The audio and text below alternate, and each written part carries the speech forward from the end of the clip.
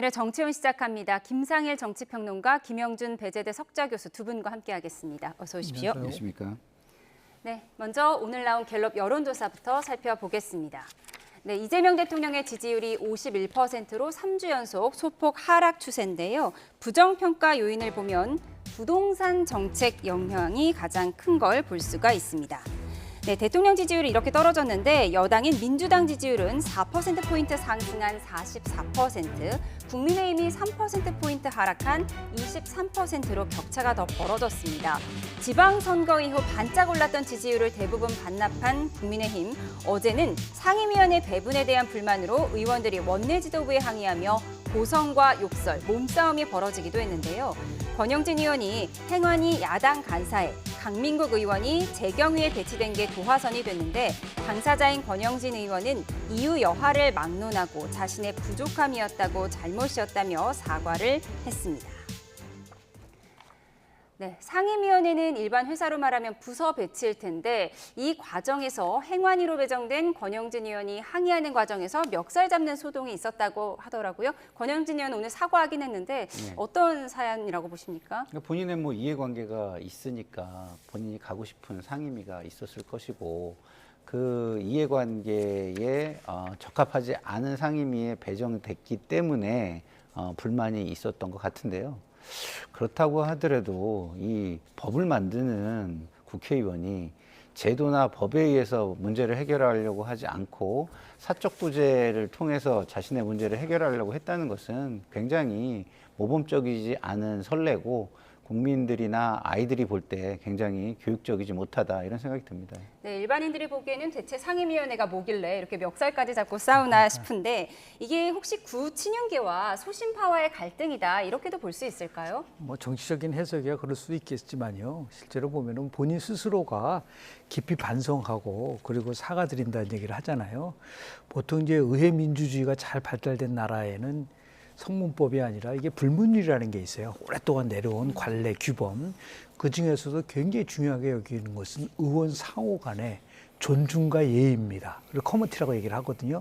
이것이 무너지면 의회 민주주의는 무너지는 거죠. 의회는 힘이 아니라 결국은 설득, 대화, 토론을 통해서 이루어지는 것인데 저렇게 물리적인 행사가 나온다고 한다면은 그건 의회 민주주의를 스스로 부정하는 그런 부분도 있고요. 좀 말씀을 드리면 미국 의회 같은 경우는 상임위를 어떻게 배정하느냐 이거거든요. 거기는 이제 원내대표가 이제 나름대로 주도를 하지만 원내대표 단독으로 못 합니다. 그러니까 미국에는 커미티라 해가지고 운영위원회라는 게 있어요. 자당 내에.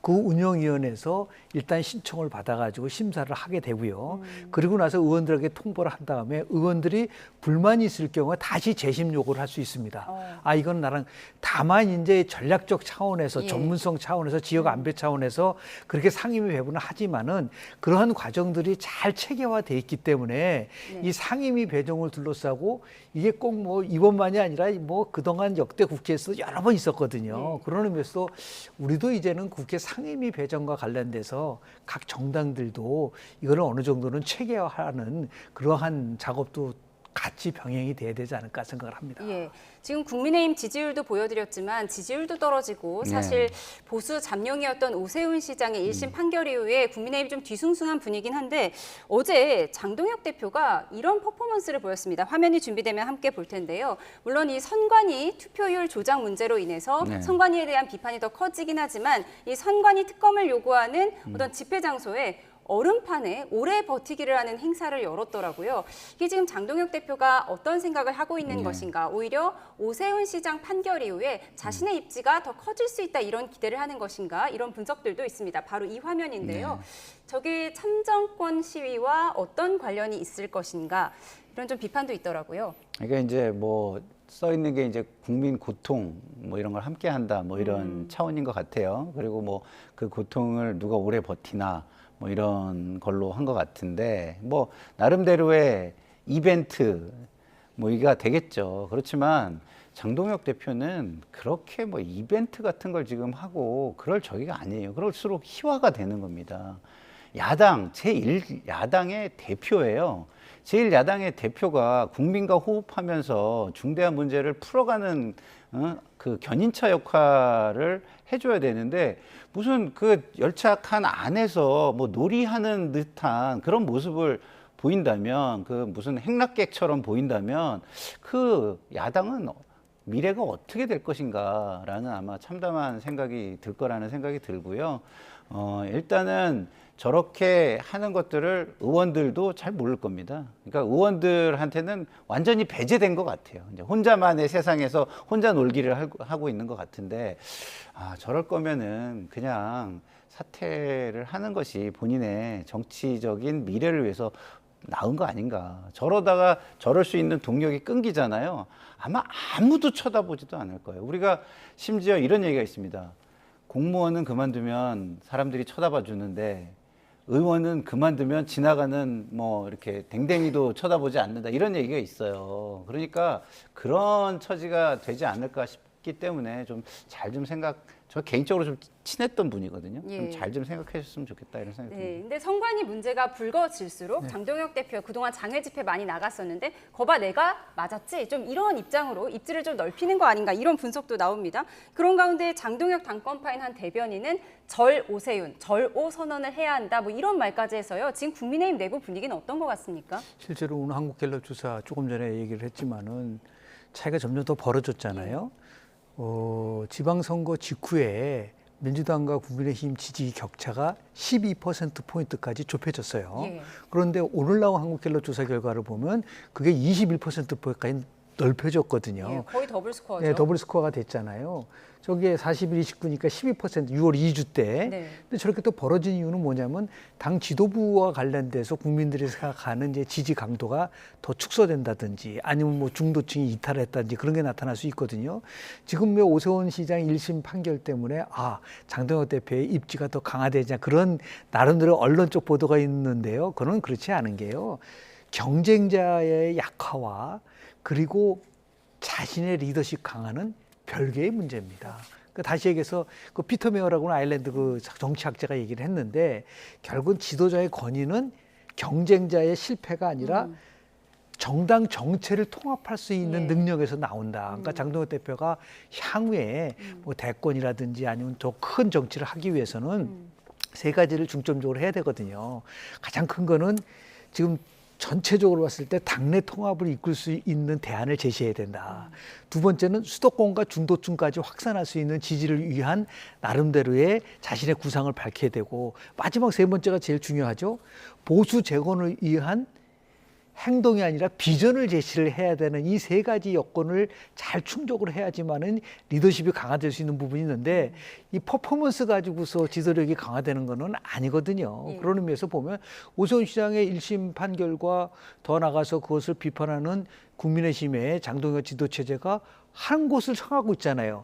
이거는 잘못된 것이고 이것에 대해서 같이 함께 이걸 극복해 나갔다라고 할 수 있는 부분들에 대해서 서로 나름대로의 그 힘을 합쳐야지 이것이 기회다 해가지고 경쟁자의 약화가 곧 나의 리더십이 강하다라고 이어진다라고 얘기하는 그러한 당권파의 의원들은 인식의 빈곤 그리고 현실에 대한 상황에 대한 왜곡이라고 볼 수가 저는 있다고 봅니다. 예, 오세훈 시장 뭐 확정 판결도 아닌데 아닙니다. 1심 그렇습니다. 판결 보고 여의도 난가병 내가 다음 주자인가 이런 걸 노리는 사람도 있다 이런 분석도 나오더라고요. 네, 이어서 민주당 주제 살펴보겠습니다. 요즘 발언을 할 때마다 화제를 낳고 있는 유시민 작가가 어제는 라디오 방송에 출연해 대통령이 개파의 수장처럼 행동한다고 또 이런 말을 해서 파장을 일고 있는데요. 들어보시죠. 뉴 이재명 저는 그걸 난동이라고 보는데요. 정치적인 난동. 대통령이 개파의 수장처럼 행동하고 있기 때문에 그렇게 하면 모두가 곤란해진다. 누가 당대표가 되어도 그 사람이 대통령의 부하가 아니에요. 이재명 대통령이 만남을 요청한다면 응하실 생각은 있으신가요? 저는 만날 생각이 없습니다. 허구에만 이런 생각을 계속 논리를 뒷받침하다 보니까 계속 너무 앞서 나가신다. 예방주사도 한두 대 맞아야지 뭐 여러 대 맞으면 그게 맞는 사람이 기분 좋겠습니까? 이렇게 눈빛이 왜 저럴까 하는 사람 둘이 있어요. 하나가 장동혁 대표고 요새 시민이 가도 저런 말 할 때 이 눈을 보면은 원래 그런 친구가 아니었거든요. 네, 유시민 작가 어제도 또 등판을 했습니다. 대통령이 계파의 수장처럼 행동하고 있다. 이렇게 되면 우리 모두가 곤란해진다라고 했습니다. 발언의 강도가 살짝 약해진 것 같기도 하지만 어쨌든 발언의 취지는 계속해서 대통령을 향한 쓴소리인데요. 어떻게 보십니까? 굉장히 모욕적인 얘기죠. 국민이 선출한 선출직 대통령입니다. 최고의 위치이고요. 근데 그런 위치에 있는 사람이 통합적인 행보를 조금 해보려고 하는데 본인들은 오히려 통합하면 우리 지분이 줄어드니까 안 돼. 라고 얘기하고 있는 거 아니에요? 그러면서 누굴 보고 계파의 수장처럼 행동한다고 하는지 저는 이해가 되질 않고요. 본인이 계파의 수장처럼 행동을 하는 거예요, 지금. 본인의 영향을 함께 누리는, 그리고 지분을 함께 누리는, 그 영향력과 주도권을 함께 누리는 사람들의 그 폭이 좁아질까봐 저러는 거 아니겠습니까? 그러지 않다면 대통령에게 어떠한 국정을 펴세요. 이런 국정을 펴시면 성공한 대통령이 되십니다. 이런 정부를 만드시면 성공한 정부가 됩니다. 이렇게 얘기해줘야 유시민 정도의 지식인이라고 할 수 있는 일이라고 볼 수 있는 거 아닙니까? 근데 무슨 뒷골목에서 무슨 싸움판 벌리듯이 지금 뭐 제도나 뭐 이런 거하고는 상관도 없잖아요. 거의 뭐 저주에 가까운, 그리고 뭐 조롱과 뭐 막말에 가까운 이야기를 하고 있잖아요. 뭐 썩은 내가 난다, 비린내가 난다. 이런 말은요, 진짜 서로 인격을 가진 존재끼리는 해서는 안 되는 겁니다.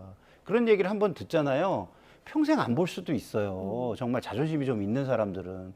그런데 근거도 없이, 그리고 근거를 구체적으로 밝히지도 않고, 그 다음에 본인이 원하는 대안도 얘기하지 않으면서 저렇게 대통령을 비난한다? 저는 진짜 전당대회가 이렇게 중요하구나. 김어준, 유시민 두 분에게 이렇게 중요하구나. 이런 생각이 듭니다. 근데 당원들이 그걸 용서하면 안 되죠. 책임을 지는 권력이 아니잖아요. 대통령을 만날 생각이 있냐라고 물었는데 대통령 만날 생각 없다라고 하면서 계속 쓴소리를 이어갔는데 대체 왜 이러는 것이냐. 일부 평론가는 유시민 작가가 뭐 창당해서 조국혁신당과 함께하려는 것 아니냐 뭐 이런 분석도 내놓던데요. 유시민 씨의 그런 뭐 눈빛인지 언어니 이런 데 대한 것보다도 저희들은 그 현상을 연구하는 학자잖아요. 제가 볼 때는 크게 두 가지 때문에 저런 아주 행동을 한다고 보는데요. 그 정체성 논란입니다. 그러니까 유시민 그 씨는 이제 친문인데 자기가 친노의 적자라고 생각하는 거예요. 그러니까 민주당의 정체성은 이재명 라인이 아니라 친문으로 가야 된다는 부분들이 있고, 또 하나는 유시민 씨 생각에는 2007년도에 정권을 뺏겼습니다. 노무현 대통령에서 이명박 대통령 넘어갔죠. 그리고 더 나가서 문재인 대통령도 지지율 40%를 넘었는데 5년 만에 정권을 뺏겼어요. 그럼 왜 뺏겼느냐? 그거를 본인들이 자기가 판단했을 때는 정체성 논란에서 찾고 있는 것 같아요. 지금과 같은 형태로 가서 이재명으로 가져간다고 한다면은 자기가 주장하는 친노의 정체성이 무너지고 또 정권이 뺏길 수도 있다라고 하는 것을 자기 머릿속에 그 신념적으로 생각을 하고 있는 것 같아요. 그리고 또 하나는 약간 이거는 뭐 제가 개인적인 생각이지만은 본인의 감정 싸움으로 봤을 때 김민석 전 총리를 인정하지 못하는 거예요. 그러니까 2002년도 대통령 선거에서 김민석 전 총리가 당시에 정몽준 대표 정당으로 갔던 거 있었고, 2007년도 1월 달에 당시 정동영 당시의 그 의원이 노무현 대통령을 향해서 정말 강하게 비판을 하면서 새로운 정당을 창당을 했었어요. 그때 만들어진 정당이 정통들이었었고, 사조직이, 그 사조직의 정통의 초대 회장이 이재명 지금 대통령입니다. 그러니까 이 정동영, 그리고 더 나아가서 김민석을 인정하지 못하는 사적 감정이 굉장히 강하게 작동이 되다 보니까 그분들이 결국은 이 모든 이재명 정부에 있어서의 주역이 되는 것에 대해서 도저히 인정할 수 없다.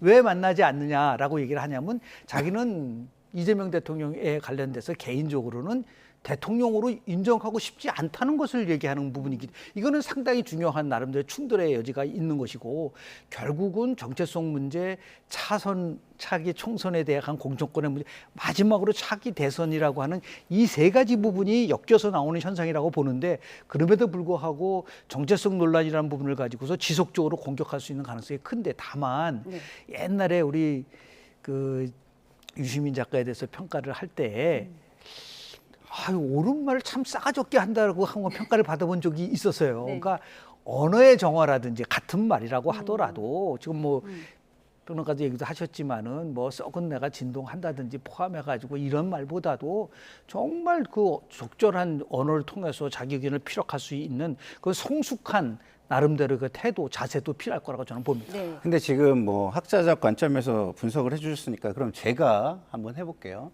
자, 우리가 민주주의 체제입니다. 민주주의 체제에서 레지티머시라는 정통성은 누가 가져가죠? 선거에 의해서 선출된 선출직이 가져가는 겁니다. 당대표로 선출이 되고 대통령으로 선출이 됐습니다. 근데 그런 사람에게 적통을 논한다면 그러면 이게 봉건 국가입니까? 그러면은 유시민 씨는 그 무슨 봉건주의의 한 영토를 가지고 그 봉건 그 주권 뭐 이런 거를 지금 영주권을 지금 이야기하는 겁니까? 말이 안 되는 얘기죠. 학문적으로도 이건 도대체가 정체성이라는 말 자체가 말이 안 되는 겁니다. 민주주의 체제에서의 정통성은요, 국민이 부여하는 정통성에 의해서 나와야죠. 그 진보 진영에서 어쨌든 전체적인 당원과 국민들이 그 진영에 있는 사람들이 대표로 선출해 올렸으면은 그 다음 선거를 기다려서 본인들이 맞다고 생각하면은 그걸 업고 나와야 맞는 거예요. 그런데 그렇지 않고 지금 대통령을 전대면은 전당대회 후보들에 대해서만 저렇게 얘기하면 제가 이렇게 얘기 안 해요. 지금 뭐 교수님 말씀에 많이 동의를 할 수도 있을 것 같은데 그게 아니잖아요. 이거는 그냥 이재명 대통령을 우리 진영 사람이 아니야 라고 선언하고 있는 거랑 똑같다고 지금 저는 보여지거든요. 그러면 이 진영의 정통성은 누가 가지고 있는 겁니까? 본인이 노무현 전 대통령하고 좀 가까운 사이였다고 본인이 갖고 있는 겁니까? 도대체가 저는 너무 오만한 태도와 발언이다 이렇게 말씀을 드립니다. 유 이재명의 정치적 난동이다 이렇게까지 표현한 유시민 작가의 거친 입 결국 전당대회와 연관을 지을 수밖에 없는데 민주당 당대표 경선은 3파전으로 압축되면서 후보들의 신경전 거세지고 있습니다. 김민석 후보는 신천지 전당대회 개입 의혹에 대해서 정리해서 설명하겠다 이렇게 예고를 했는데요. 친천계에서는 숨바꼭질하지 말라고 했습니다. 들어보시죠.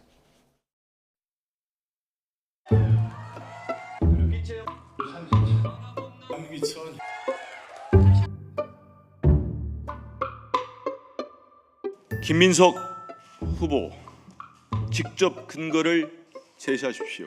김민석 후보 본인이 신천지 가짜뉴스 폭탄을 투척해놓고 왜 자꾸 숨바꼭질을 하십니까?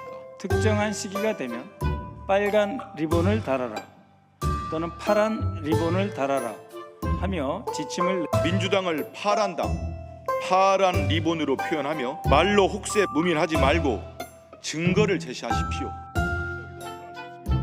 그렇게 해서 이재명 정부의 마지막 선거의 마침표 2030년 정권 교체를 반드시 이뤄내도록 하겠습니다.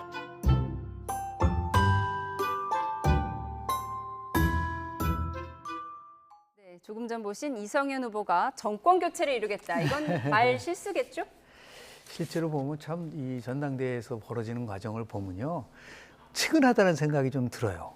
조금 전에 말씀을 좀 못 드렸지만은 이재명 대통령 지지가 지속적으로 약간 하락하고 있는 부분들이 여러 가지가 있지 않습니까? 근데 크게 보면은 기대하고 성과하고에 있어서의 격차 때문에 그런 거거든요. 이재명 정부가 출범할 때 크게 5가지를 사람들이 기대를 많이 했어요. 경제 회복, 부동산 안정, 민생 개선, 국민 통합, 정치 개혁이었거든요. 이 5가지가 실제로 1년이 지나고 보니까 특히 부동산 문제 같은 경우는 상당히 많은 괴리가 나오고 있지 않습니까? 그러면 차기 전당대회는 제가 지금 이게 이 5가지를 어떻게 완성시키고 더 나아가서 이재명 정부의 성공을 위해서 어떤 정책으로 필 것이고 그것을 가지고 후보자들끼리 토론하고 경쟁하면서 선택을 받아야 되는데 그게 아니라 개인적인 거를 가지고서 지금 공격하는 거로 지금 변질돼 버렸잖아요. 이게 전당대회가 무슨 의미가 있을 수 있나요? 저는 그런 의미에서 봤을 때 전당대회가 이루어지니까 결집 효과가 있어서 조금 정당 지지도가 높아질지는 모르겠지만은 이런 식으로 한다는 거는 결국은 2028년도 차기 총선에서의 공천권을 어떻든 간에 획득해야 된다는 것을 염두에 두고 상대를 악마시켜서 자신의 지지층을 결집시키겠다. 그거는 공학적인 방법이죠. 지금 집권당 여당의 지금 전당대회잖아요.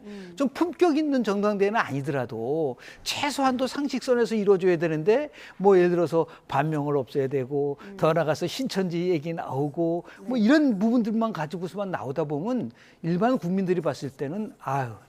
우리 컨벤션 효과라는 게 있잖아요. 보통 전당대회가 끝나고 나면은 미래에 대한 불안해서 이제 희망으로 간다든지 아 뭔가 변화되겠구나 이런 모습을 보여주는데 오히려 전당대회를 통해서 퇴보하는 모습을 보인다고 한다면 그거는 제가 볼 때는 상당히 민주당으로서는 큰 위험을 감수하는 거라고 볼 수가 있기 때문에 이제 3인으로 좁혀졌잖아요.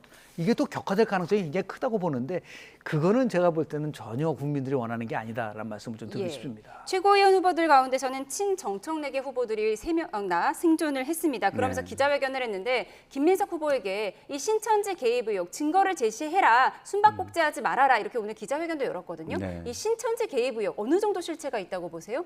글쎄요, 뭐 저야 알 수가 없죠. 그거는 당무를 하고 있는 당직자들이나 저는 좀 알 수 있을까? 뭐 그 정도일 거라고 저는 봅니다. 그리고 그 당원 명부를 실제 이렇게 열람할 수 있는 위치에 있는 사람들 정도가 어느 정도를 알고 있을 뿐이고 그것도 뭐 이렇게 감사를 벌여가지고 이렇게 막 분석을 하고 하지 않으면 쉽게 증거를 찾아내기가 그렇게 쉬울까? 뭐 이런 생각도 저는 들거든요. 그렇기 때문에 이거는 제가 볼 때는 그런 의혹이 있고 어떤 그런 분위기가 있으면 구전 정도에서 구전 전략 정도에서 멈췄어야 맞는 거 아닌가 저는 생각해요. 이거를 후보자가 공표하는 순간 입증 책임이 발생하는 겁니다.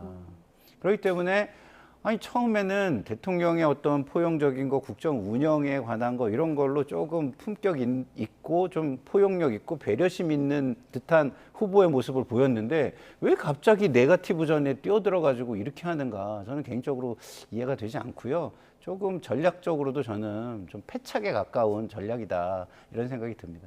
예, 그런가 하면 민주당 최고위원에 도전한 청년 예비 후보가 고액의 기탁금을 언급하며 눈물을 흘리자 민주당은 결국 기탁금을 인하하기도 했었는데 이 예비 후보가 최근 5천만 원 넘는 테슬라 승용차를 구매한 사실이 알려지면서 논란이 되기도 했습니다. 들어보시죠.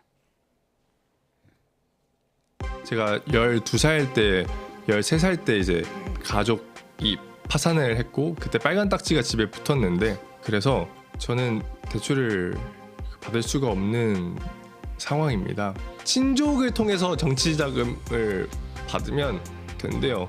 근데 저는 받을 수가 없거든요. 그런데 정 부의장이 5천만 원이 넘는 외제차를 최근 구매한 점이 구설에 올랐습니다. 사신 거는? 일단 사실입니다. 1,000만 원이 없어서 이거에 대해서 뭐 기탁금을 뭐 못 내서 이렇게 한 게 아니고 이 친족이라는 글자가 그냥 제 마음 울렸던 겁니다. 네, 정민철 부의장 최근 5천만 원대 테슬라 차량을 구입한 사실이 알려졌는데 물론 뭐 차야 살 수 있지만 기탁금이 너무 비싸다면서 눈물을 흘린 이력이 있기 때문에 이게 좀 논란이 된 것 같아요. 뭐 대통령도 이 기탁금에 관련돼서 문제 제기를 한 적이 있지 않습니까? 특히 청년과 관련돼서는 뭐 꼭 기탁금을 왜 높이냐면은 이제 다수가 출마할까봐 그런 거 아니겠습니까? 10명이 나오고 20명이 나오면 어떻습니까? 미국에도 대통령 후보 때 보면은 15명도 나오고 막 그러거든요. 컷오프 제도를 활용을 하면 돼요.